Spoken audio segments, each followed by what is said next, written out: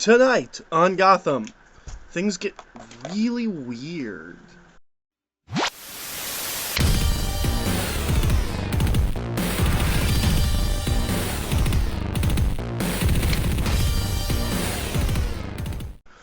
Okay, so I guess it's kind of redundant to say things get weird. Things get weirder. I'm going to talk about all the Hugo Strange stuff first, because that stuff is just it's crazy. We're just doing things now, and then kind of backpedaling, and being like, no, it makes sense. So, Hugo Strange resurrected Gallivant as Azrael. Now, I made a mistake in that video, and everyone made me know that I made a mistake in that first video. But everyone that's gone through the process since Gallivant has been what I said Gallivant was, which is that they're a blank slate. They don't have a personality. They don't have their memories at all. So, I guess I'm kind of 50-50 on that. I was, in fact, right, but at the same time, I was wrong. I was wrong in the moment. I was right in the long run. But, I asked the question last week, what story could he have possibly told the girl that becomes Firefly to convince her that she's Firefly? And we don't get an answer. She considers herself a fire goddess. What fire goddess? There is no fire goddess called Firefly. So it has to come from something. What story did he tell her? And apparently his story also very, very distinctly said, goddesses do not have friends. That's a plot point. That goddesses do not have friends. So that's very strange. And then we get some of the other creatures that he's brought back, or people he's brought back and turned to creatures, which I'll get to in a second. We have Cornelius Stirk, who just kind of has teeth. I'm not sure if he died and came back, but the only people that we've seen that are, like, weird are the people he's died and brought back. So, I don't know. And then we have, who's the other one? Oh, Clayface. We have Clayface. I'm unclear on what story he told Clayface. Like, we're told that Clayface is a great performer. But what did he tell Clayface? Like, with Azrael, he had, like, a whole propaganda film. What did he tell Clayface? What did he convince him he was? I don't know, we're just kind of glossing over this. Not nearly as largely as we're glossing over the fact that he can just give people superpowers now. Like, Azrael didn't have any superpowers.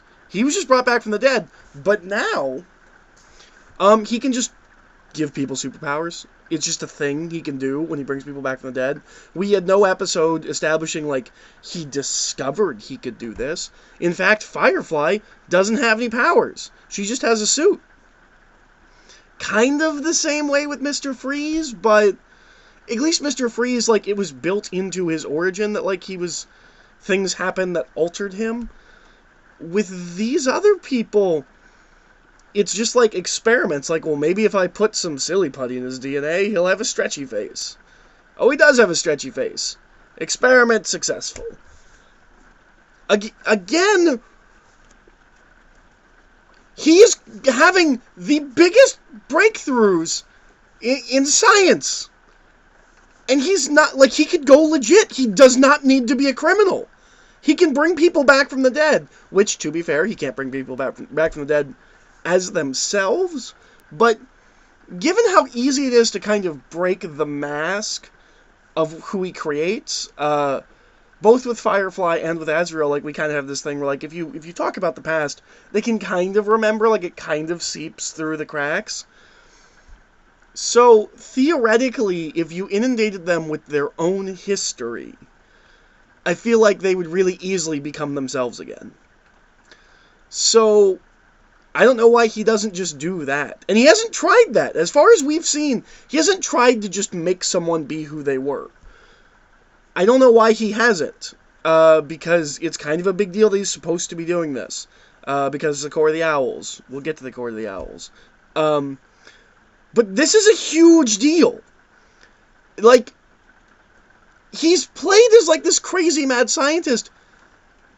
And I guess he's a crazy mad scientist because he's too crazy to see any practical applications. Like, he doesn't need to be doing this underhanded stuff. He can bring people back from the dead and give them superpowers. I guarantee you the U.S. military would pay him for that. You're telling me that fallen soldiers can be brought back with superpowers and the U.S. military wouldn't want in on that? Why isn't he trying to sell any of this? Why is he doing these big, confusing, grand machinations? He doesn't have to. He can be so rich he never has to do anything ever again if he just sold any of these ideas. And if America won't do it, like, on the up and up, somebody's gonna do it, like, down low. Like, he can get a lot of money for this stuff, and he's not even trying to sell it to anybody. It's really confusing and doesn't make any sense that he can just now give people superpowers, and that he can bring people back from the dead. Like, we still haven't really explained how he could do that. He just one day decided to try, and he could. Which makes me think that, like, because every time Hugo Strange wants to try something, like, if he applies himself just a little bit, it comes out amazingly. I want to try and bring somebody back from the dead. Oh, it worked. What if I brought somebody back from the dead and, like, introduced, like, eel DNA into them? Oh, it worked! Why doesn't he try and cure cancer? Like, with his track record, like, he just needs, like, I don't know, an episode, half an episode. That's like 2 days. He could just be like, maybe I'll think about curing cancer. And then he would. He doesn't make sense. Like, we get this speech between Hugo Strange and Bruce later, which is kind of interesting if this was good writing. Like, if there were actual writers working on the show and not my theory that we literally just threw a bunch of chimps in a room and the first, like, readable script that came out from them, we just went into production. But he has this kind of interesting conversation with Bruce where he's like, well, your father and I disagreed on the ethics of science. I don't think there are any ethics in science. Ethics are things that hold back experimentation that lead to massive breakthroughs. And he certainly has kind of a point. Some of the biggest medical breakthroughs we've ever had come from Nazi scientists that were doing horrible experimentations. He's not wrong that some of the biggest scientific breakthroughs of all time come from terrible, horrible experiments. So, like, that's understandable as a point of view. And the idea that Bruce's father is uncomfortable with this is also understandable. But we don't do anything with that idea. Like, Bruce's big takeaway from that conversation is not, maybe Strange has kind of a point. And I'm not saying that they do. I'm not even weighing in on this argument. I'm just saying he gives an interesting argument, and Bruce doesn't take anything away from that. He just, I don't know. His big takeaway is that my father might be responsible for his own death. Which is very strange. Hugo Strange. I guess I gotta talk about Fish Mooney. I haven't talked about Fish Mooney because I didn't talk about Gotham before a couple episodes ago. I hate Fish Mooney. Fish Mooney is an awful character with a terrible actress. I've never liked her in anything. I'm not even gonna do it. I've never liked her in anything. Like, she's terrible in the Matrix movie. She's terrible in everything. She's just a bad actress. And she was kind of she was over the top and playing in a different show at the beginning of Gotham, And then halfway through, when Penguin kind of starts making his power moves, and she goes to like an island and all of that, she just became insufferable. And she's back, and she continues to be insufferable. It's so annoying. But even more so, she's brought back as one of the people that Hugo Strange brings back. And there's and at first I was like, oh, okay, well, I mean, like, maybe no one liked that character. She was, I assume, like, everyone's most hated character of last season. Except for maybe Barbara. But Barbara's kind of funny bad. Fish Mooney's bad acting bad. Very, like, pretentious. Like, I get the impression that, like, the kind of personality she puts on is kind of the actress's personality. She's a very high opinion of herself, and, like, she's kind of written that way. And I don't get the impression that, like, she's written so that we love to hate her. I think they think they're writing a strong villain. But, so she comes back, and there's this moment of, like, where she's like everyone else. And I was like, oh, okay, well, maybe they just kind of like working with the actress, and, like, they're going to bring her back, and, you know, she'll just be, like, a new character. And, like, I started thinking, I was like, oh, who could Fish Mooney be? Like, you know, there might be something interesting here. There's, like, a whale woman that was introduced in Larry Hama's run. Orca? I think her name is Orca. You know, there's a couple of fish-based female villains that I was like, oh, that would be an interesting thing, is, you know, we're not sticking to any continuity anyways, so why not, you know, introduce that? Introduce her as a lesser villain. But we're not doing that. Because the actress is, you know, Will Smith's wife, so she has to be very important. She is able to resist the brain alteration. She comes back with her personality intact. And Hugo Strange's reaction, at first he's like really put off, and when he walks away, and there's basically no explanation for this, for why she is able to retain her identity. And then Hugo Strange walks away, and he's like, well, she was at the bottom of the ocean, so maybe this happened, maybe that happened. There's a lot of reasons that maybe she could keep her personality. They don't have an answer. They just wanted Fish Mooney back. You know, no one wanted Fish Mooney back except for the chimpanzees that are writing the script. And even then, I'm not sure chimpanzees actually have wants in their writing. You know, they're just kind of clacking on keyboards until something discernible comes out. So she comes back, and she's got superpowers now, and she can, like, make people do what she wants by touching them, and I couldn't begin to care. I think they think that we're going to be excited, but I'm not. I don't know if anybody else is. I don't know anybody that likes this show. I mean, to be honest, like, I don't know anybody that legitimately likes this show. I know a couple of people that kind of like it ironically, like I do, but I don't know anybody that legitimately likes this show. So maybe there are people that legitimately like Fish Mooney. I certainly don't know any of them. And I think most people kind of agree that like, even the people that liked season 1, I think they kind of agree that, like, she's kind of the worst part of that season. So to bring her back and act like it's a big deal, that's a big misstep. So it would be like if in Heroes season 3 they brought back, or maybe season 4, whichever season they introduced the Shadow Man, who was just like a nothing character. It would be like if they brought him back and it was like, oh, you remember him? He's a big deal. You love this guy. No. No one did. Just a big letdown. I haven't forgiven you, Heroes.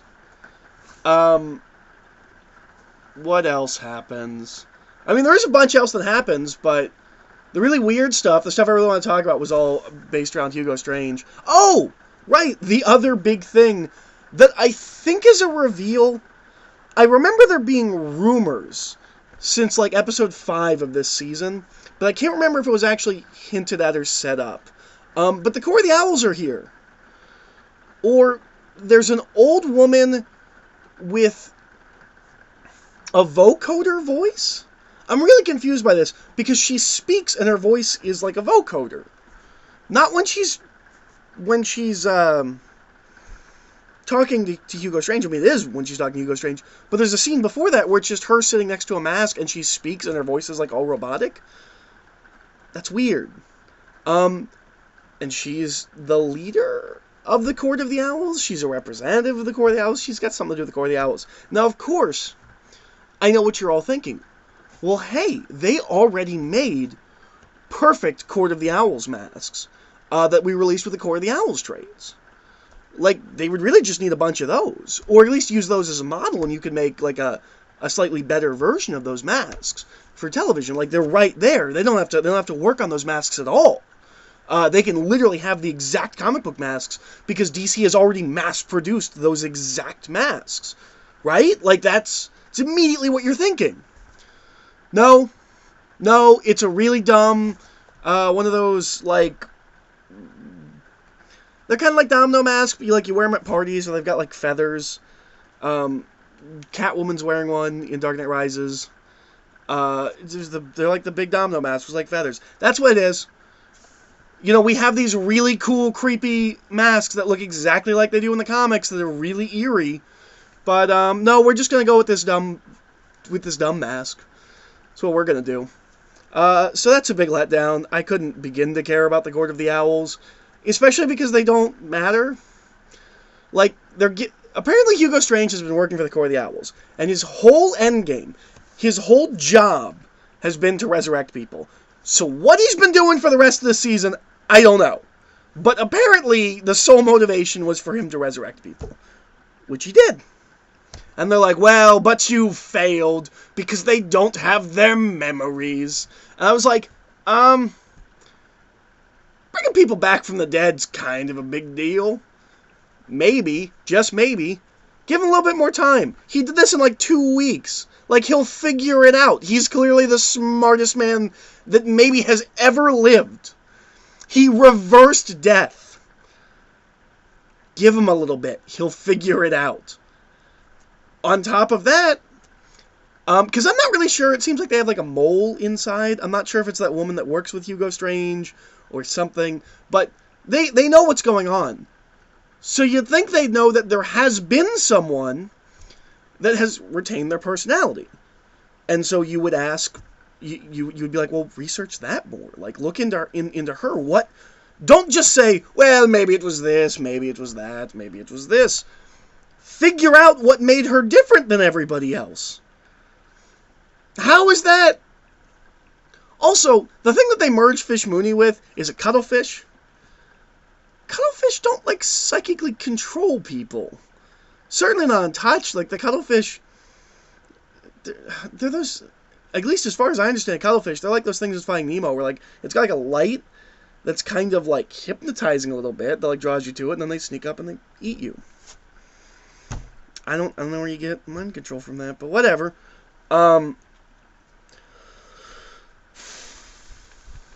Bruce kind of does nothing.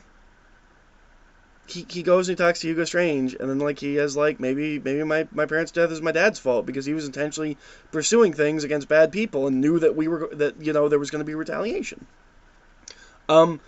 Which maybe might be setting up that he's like, well, maybe I need to be Batman. Like, if I can be someone that isn't me, they'll have no one to retaliate against. I think that's what we're supposed to glean from this. I think that's where he's going. There's also this speech that Alfred gives to Bruce that really bothered me. Like, he has this speech about, like, once you came out, you weren't the same boy. And I was like, that's not really how it happens. I mean, this is throwing away all continuity altogether, but, like, he leaves. He goes away, and he comes back a changed person. I don't know. Maybe that's just me, but I feel like this is too early to be having that speech. You have that speech when he comes back, and he's Batman now, and you're like, well, you're not the person that left. You're not the boy that I helped raise. Also, Alfred, worst Guardian ever. He can't control Bruce at all. He just kind of looks annoyingly displeased, but continues to let Bruce do whatever he wants. What else happens in this episode? Oh! Okay. So, Bruce Bruce, Jim, and Lucius Malfoy all go for a tour of Arkham. Bruce gets a meeting with Hugo Strange where they have their conversation. Lucius kind of walks around, is the person that's actually getting the tour, and then Gordon sneaks in. And then, Hugo Strange has like this moment where he's like, it's time, get them. And then they go and they get them. Because they know everything. Like, they read the script. They know that Gordon's there. And then they do this thing where, like, they put this big thing on Gordon's head, and they take it off, and they put it on this other guy's head. And because the other guy's Clayface, they take it off, and he's Jim Gordon now. And along with everything else where Hugo Strange, like, just kind of decides something, like, an hour before, and then has everything he needs, like, he didn't know that Gallivant was going to come back screaming Azrael, but he had a Azrael propaganda tape pre-made. He didn't know Jim Gordon was going to break in and that he was going to capture him, but he already had a Jim Gordon wig made. And again, Hugo Strange is bald. Like, maybe he likes to wear a Jim Gordon wig. I don't know. So that's the big, like, cliffhanger ending is, oh no, Clayface is Jim Gordon. Except, that's not really... Clayface doesn't know anything about Jim Gordon. He doesn't have any memories of his own. And, like, because at first I thought that Hugo Strange was going to be like, oh, he thinks he's you. I've implanted his mind with all of your memories, and so his face is going to become you, and he's going to become you. But no. He implants him with thoughts of being, like, a master actor. And that he's going to pretend to be Jim Gordon. Which makes me wonder, like, what preparation has he done for the role of Jim Gordon? Does he know anything about Jim Gordon? Like, in the way he kind of impersonates him at the end, like, doesn't make me think, like, oh man, he's going to take over Jim Gordon's life. Like, it makes me think that, like, the second he gets away with Bruce and Lucius, they're immediately going to be like, you're not Jim Gordon, are you? Like, they had weird guys in there. I wouldn't be surprised if they had a guy that could, like, pretend to be somebody else. And you're clearly not Jim Gordon. And then... and then Alfred goes to Harvey. Bullock, not Dent. Goes to Harvey. And is like... Master Wayne and Jim Gordon and Lucius Fox all went to Arkham, and they should have been back by now. Now, this is Gotham, so there's no way of telling how much time has passed, because it feels like maybe an hour. But the way Gordon, or the way Alfred reacts makes it seem like it's been, like, 24 hours. So, like, I'm not really sure. But, like, he goes and he's like... It's like, you need to come with me, and you need to get them out. By the way, Bullock is acting captain of the police force. And Bullock's like, well, yeah, I could go down there. I could do that. Or I could use my power as captain of the police force, and we'll storm Arkham. And then he has, like, all of the police officers lined up in, like, SWAT gear, and he's like, let's go get them! It's really funny. I don't even... 17 out of 57 stars.